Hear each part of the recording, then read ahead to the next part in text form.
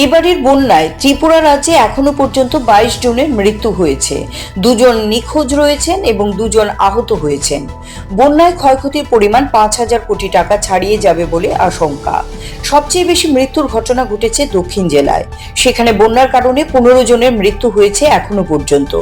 গোমতী জেলা এবং দক্ষিণ জেলা ছাড়াও রাজ্যের বাকি 6 জেলায় বন্যা পরিস্থিতি স্বাভাবিক রয়েছে। শুক্রবার বিকেলে সাংবাদিকদের এই কথা জানিয়েছেন ত্রিপুরা সরকারের স্বরাষ্ট্র দপ্তরের সচিব ব্রিজেশ পাণ্ডে।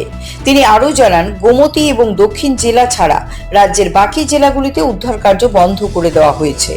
দক্ষিণ এবং গোমতী জেলার বহু জায়গায় পৌঁছানো যাচ্ছে না মাটি ধস এবং রাস্তা ভেঙে যাওয়ার কারণে। হেলিকপ্টারে করে খাবার, জল সহ অন্যান্য গুরুত্বপূর্ণ সামগ্রী ওইসব এলাকায় মানুষদের মধ্যে বিতরণ করা হচ্ছে। ইতিমধ্যে 11,000 প্যাকেট খাবার বিতরণ করা হয়েছে। সেই সঙ্গে রাস্তা মেরামতের কাজ চলছে বলেও জানান তিনি। রাজ্যের বিভিন্ন জায়গায় 500টির বেশি শিবির স্থাপন করা হয়েছে। এর মধ্যে 2 লাখের বেশি মানুষ রয়েছেন।